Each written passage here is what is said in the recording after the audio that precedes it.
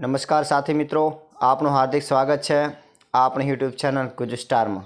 मित्रों, તમે ચેનલમાં નવા તો લાઇક અને સબસ્ક્રાઇબ કરજો અને તમારા મિત્રો વર્તુળમાં શેર કરવાનું ભૂલતા નહીં। મિત્રો, આપણે વાત કરીશું તાજેતરમાં થયેલા બે ઠરાવ વિશે, જેમાં ટેટ 1 અને ટેટ 2 ની અવધિ બાબતે થયેલા ઠરાવ વિશે વાત કરીશું। તો મિત્રો, આજે પહેલો ઠરાવ જોઈએ, જેમાં ટેટ 1 અને ટેટ 2 ની અવધિ બાબતે પહેલાં કેવા નિયમો હતા અને હાલ કેવા નિયમો છે એ જોઈએ। ટેટ 1 અને ટેટ 2 બાબતે કરેલા ઠરાવ પરિપત્રથી એ વસ્તુ નક્કી છે કે નક્કી કરેલા સમય અનુસાર ભરતી આવશે। તો મિત્રો, ચાલો જોઈએ ટેટ 1 અને ટેટ 2 બાબતે અગાઉ કેવી જોગવાઈઓ હતી એના ઉપર નજર કરીએ। મિત્રો, આ વિભાગના 27/4/2011ના ઠરાવથી વિદ્યા સહાયક શિક્ષક તરીકે રાજ્યની પ્રાથમિક શાળાઓમાં નિમણૂક મેળવવા ઈચ્છતા ઉમેદવારોએ ટેટ 1 ધોરણ 1 થી 5, ટેટ 2 ધોરણ 6 થી 8 માટે આમ ટેટ 1 અને ટેટ 2 પાસ કરી ફરજિયાત બનાવવામાં આવેલી। એ પહેલાં મેરિટ પ્રમાણે ભરતી થતી હતી। તો ટેટ 1 અને ટેટ 2 મુજબ પ્રમાણપત્રની 5 વર્ષ સુધી માન્યતા રહેશે તેવી જોગવાઈ કરવામાં આવેલી। ત્યારબાદ તારીખ 27/4/2011ના ઠરાવથી એક સુધારો કરવામાં આવ્યો, જેમાં પ્રમાણપત્રની અવધિ જે તે સમયે નક્કી કરેલી 5 વર્ષની હતી એની એ જ રહેશે, પરંતુ ગમે તેટલા પ્રયત્નો આ કસોટી માટે આપવા માન્ય રહેશે। એટલે કે ગમે તેટલા ટ્રાય કરી શકે છે ઉમેદવાર, પોતાના સારા મેરિટ માટે એક કરતાં વધુ વખત પરીક્ષા આપી શકે છે। ત્યારબાદ 22/10/2021નો ઠરાવ આવ્યો, જેમાં ટેટ 1 અને ટેટ 2 પરીક્ષા પ્રમાણપત્રની માન્યતા જ્યાં સુધી રાષ્ટ્રીય શિક્ષણ નીતિ 2020માં સૂચવ્યા મુજબ શિક્ષક કસોટીના નવા નિયમો અમલમાં ના આવે ત્યાં સુધી અમલ રહેશે। એનો મતલબ એવો કે અગાઉ તમે જેટલી બી પરીક્ષા આપી એ તમામના સર્ટી માન્ય રહેશે, પરંતુ ક્યાં સુધી કે જ્યાં સુધી નવી રાષ્ટ્રીય શિક્ષણ નીતિ 2020 મુજબના નવા નિયમો અને નવી કસોટી ના આવે ને ત્યાં સુધી। તો મિત્રો, ઉપરની તમામ જોગવાઈઓ જૂના ઠરાવ મુજબની હતી। તો હવે નવા ઠરાવમાં કઈ જોગવાઈઓ છે એ જોઈએ। તો મિત્રો, વર્ષ 2023માં લેવાયેલ ટેટ 1 અને ટેટ 2 પરીક્ષામાં પાસ થયેલ ઉમેદવારોના પ્રમાણપત્રની અવધિ ઇસ્યુ થયાથી 5 વર્ષ અથવા NCT દ્વારા રાષ્ટ્રીય શિક્ષણ નીતિ 2020 મુજબ ટેટનું પરીક્ષાનું નવું માળખું સૂચવવામાં ના આવે ત્યાં સુધી, એટલે કે બંનેમાં જે વહેલું હોય ત્યાં સુધી રહેશે। ઉદાહરણ તરીકે 2023માં ટેટ લેવરાય તો એના 5 વર્ષ એડ કરવામાં આવે તો 2028 એપ્રિલમાં લેવરાય તો એટલે એપ્રિલ સુધી હશે કદાચ।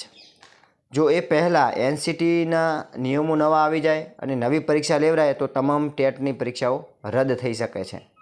એટલે કે આ બંનેમાંથી જે પહેલાં થશે તે માન્ય રહેશે। જો ત્યાં સુધી કોઈ ટેટ ના લેવરાય અને પરીક્ષા ભરતી લેવરાશે તો આ ટેટ માન્ય રહેશે, એવી જોગવાઈ છે। બીજી જોગવાઈ એવી છે કે આ વર્ષે વિદ્યા સહાયકમાં જે ભરતી થવાના છે એમાં 2023માં પાસ કરેલા ઉમેદવારો અને અગાઉ જે બી ટેટ પાસ કરેલ છે તમામ ઉમેદવારો આ ભરતીમાં પોતાનું ફોર્મ ભરી શકે છે।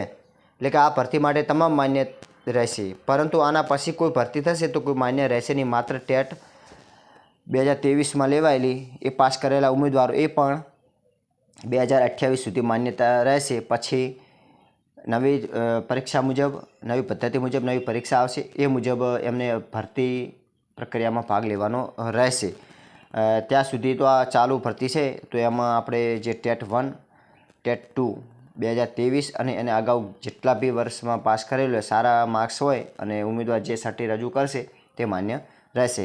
તો મિત્રો, આ વિભાગના 27/4/2011 અને 6/6/2023ના ઠરાવની અન્ય જોગવાઈઓ જે હતી આના સિવાયની એ તમામ યથાવત રાખી છે, માત્ર અવધિ બાબતે અને ટેટ 1ની પરીક્ષા અને ટેટ 2ની પરીક્ષા બાબતે થોડા ફેરફારો કરવામાં આવેલા છે।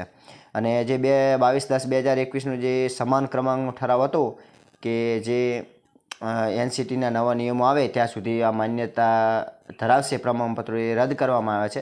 એની જગ્યાએ 2023નું છેલ્લું વર્ષ અને છેલ્લી ટેટ ગણવામાં આવશે, એ બી 5 વર્ષ સુધી એવો નવો ઠરાવ કરવામાં આવેલો છે। તો મિત્રો, આના પછી એક બીજો ઠરાવ કરવામાં આવેલો છે। આ ઠરાવ 30/7/2024નો કરવામાં આવેલો છે। તેમાં ભરતી બાબતે કેટલીક જોગવાઈઓ છે। જેમાં સુધારો કરવામાં આવેલો છે. પહેલાં 17/3/2023નો ઠરાવ હતો. એમાં એવી જોગવાઈ હતી કે ગુજરાત રાજ્યના પ્રાથમિક શિક્ષણ પસંદગી સમિતિએ ઉમેદવારોની પસંદગી યાદીમાં દર્શાવેલ જગ્યાઓની 20%ની યાદીમાં કેટેગરી વાઇઝ વેટિંગ લિસ્ટ તૈયાર કરવાનું હતું. અને એ વેટિંગ લિસ્ટ તારીખથી 1 વર્ષ અથવા પછી ભરતી પ્રક્રિયા યોજાય ત્યાં સુધીના આગલા દિવસ સુધી માન્યતા રહેશે એવો અમલમાં હતી.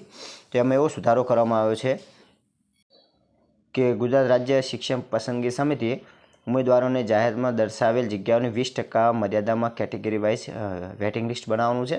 અને વેટિંગ લિસ્ટ તૈયાર થયા બાદ થાય તારીખથી 1 વર્ષ અથવા એ પછીની ભરતી પ્રક્રિયા માટેની જાહેરાત અપાય તે તારીખના આગલા દિવસના કચેરી સમય એ બેમાંથી જે વહેલું હોય ત્યાં સુધી અમલમાં રહેશે. દાખલા તરીકે વેટિંગ લિસ્ટ 1 વર્ષનું હોય, પરંતુ જો એ પહેલાં જાહેરાત આવી જાય તો એ આપોઆપ રદ થશે.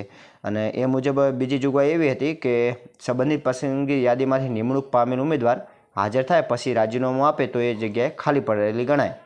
પરંતુ નવી જોગવાઈમાં એક શબ્દ બીજો ઉમેરવામાં આવે છે, જેમાં સંબંધિત પસંદગી યાદીમાં નિમણૂક પામેલ ઉમેદવાર હાજર થાય અથવા તો મૃત્યુ પામે કોઈ કિસ્સામાં તો પણ એ જગ્યા ખાલી પડે. એટલે કે મૃત્યુ શબ્દ એક નવો ઉમેરવામાં આવ્યો છે. એના પછીની જે જોગવાઈ છે બીજી એ યથાવત રાખવામાં આવી છે. એમાં કોઈ ફેરફાર કરવામાં આવેલા નથી. તે તમે જોઈ શકો છો. જેમાં અનુસૂચિત જાતિ, જનજાતિ અને અન્ય પછાત વર્ગના નિમણૂક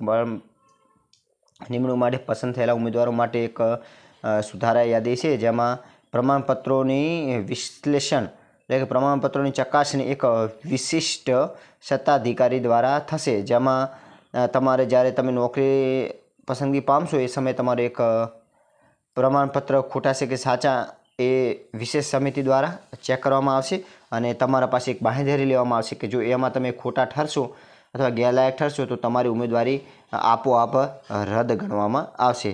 અને મિત્રો, બીજી જોગવાઈ છે કે મેરિટ મુજબ જિલ્લા પસંદગી માટે પાત્ર ધરાવતા ઉમેદવારો જિલ્લા પસંદગી માટે કોલ લેટર ઓનલાઈન મેળવવાના રહેશે. કોઈ ટપાલ દ્વારા કે અન્ય માધ્યમથી મોકલવામાં આવશે નહીં. એના સિવાયની જોગવાઈ ક્રમાંક 19 છે, જેમાં ઓનલાઈન જિલ્લા પસંદગી કાર્યવાહી દરમિયાન અસલ પ્રમાણપત્રો, ગુણાંક પત્રકોની ચકાસણી વખતે સંબંધિત ઉમેદવારોની મેરિટમાં વધારો થાય તેવા ઉમેદવારોએ સુધારેલ મેરિટ મુજબ તેમના સુધારેલા મેરિટ ક્રમે ઓનલાઈન જિલ્લા પસંદગી કરવાની રહેશે. અને જોગવાઈ ક્રમાંક 20 મુજબ જોઈએ તો મેરિટની ગણતરી નીચે મુજબ ગણવામાં આવશે, જેમાં યુનિવર્સિટી દ્વારા આપવામાં આવતી ડિગ્રીઓમાં જે કુલ ગુણ છે તેમાંથી ધ્યાનમાં લઈ અને ગુણાંકન એટલે કે મેરિટ ટકા ગણવામાં આવશે. અને કોઈપણ ઉમેદવાર શૈક્ષણિક લાયકાત, વ્યવસાયિક લાયકાતની અંતિમ ડિગ્રી હોય જે એક કરતાં વધુ પ્રયત્ન પાસ કરેલ હોય તેવા ઉમેદવારોમાં જો પ્રથમ પ્રયત્ન અથવા બીજા પ્રયત્ન હોય અથવા કોઈપણ પ્રયત્ન નાપાસ ફેલ થયા પછી છેલ્લે જે પરીક્ષા આપી હોય એ જ માર્ક ગણવામાં આવશે. પછી બીજું છે, જો ઉમેદવાર એક કરતાં વધુ પ્રયત્નોથી કોઈપણ પરીક્ષા પાસ કરી હોય અને કોઈપણ વિષયમાં મુક્તિ માર્ક્સ મેળવેલા હોય એટલે કુલ ગુણનો સરવાળો અને તેમાંથી મેળવેલ ગુણની ટકાવારી કાઢીને જ મેરિટને ધ્યાનમાં લેવામાં આવશે. જો કોઈ ઉમેદવાર એક કરતાં વધુ પ્રયત્ન પરીક્ષા પાસ કરી હોય તે પરીક્ષામાં યુનિવર્સિટી દ્વારા આંતરિક ગુણાંકન કે પ્રેક્ટિકલ લેવામાં આવતું ન હોય તો પ્રથમ વખતે મેળવેલ આંતરિક ગુણાંકન અથવા પ્રાયોગિક પાઠમાં જે મેળવેલા ગુણ છે એ પણ ધ્યાનમાં લેવામાં આવશે અને એ મુજબ મેરિટમાં ગણવામાં આવશે.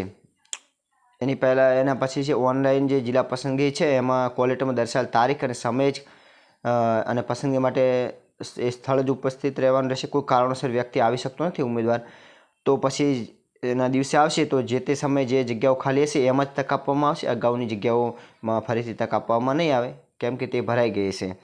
એના પછીની વાત છે કે યુજીસી દ્વારા માન્ય યુનિવર્સિટીની યાદી બહાર પાડવામાં આવેલ છે અને એ યુજીસી દ્વારા માન્ય યુનિવર્સિટી દ્વારા જ ડિગ્રી ગ્રાહ્ય રાખવામાં આવશે. અન્ય કોઈ ડિગ્રી ગ્રાહ્ય રાખવામાં આવશે નહીં.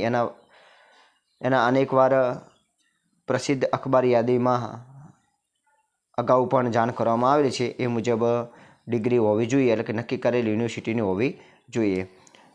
ગુજરાત રાજ્યના પ્રાથમિક શિક્ષણ પસંદગી સમિતિની ભરતીની કાર્યપદ્ધતિ, લાયકાતોની ચકાસણી બાબતોમાં ઉમેદવાર યોગ્ય પાત્રતા નક્કી કરવા માટે જરૂરી જણાય તેવા અર્થઘટન અને સ્પષ્ટતાઓ કરી શકશે. પરંતુ આવી કોઈ સ્પષ્ટતા કે અર્થઘટન સમિતિ દ્વારા કરવામાં આવે તો તે અંગેની બહોળી પ્રસિદ્ધિ સંબંધી ભરતી પ્રક્રિયા કરવાની રહેશે.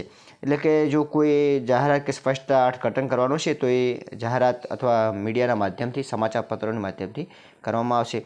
તો મિત્રો, આ 2 ઠરાવ હતા જે અગત્યના છે અને આ ઠરાવોથી વસ્તુ નક્કી છે કે આવનારા સમયમાં, નક્કી કરેલા સમયમાં ભરતી પ્રક્રિયા હાથ ધરવામાં આવશે. તો મિત્રો, અગાઉ મેરિટ બાબતે પણ આપણે ચેનલમાં 2 વિડીયો બનાવેલા છે. ટેટ 1 અને ટેટ 2માં વિષયવાર કેટલું મેરિટ રહેશે અંદાજિત એ મુજબ પણ વિડીયો બનાવવામાં આવેલા છે. અને હવે પછી ટેટ 1 અને ટેટ 2 માટે કેટલા ડોક્યુમેન્ટની જરૂર પડશે એ લઈને અમે ટૂંક સમયમાં વિડીયો આવીશું. ત્યાં સુધી તમે ચેનલ ઉપર બન્યા રહો. જય જય ગરવી ગુજરાત.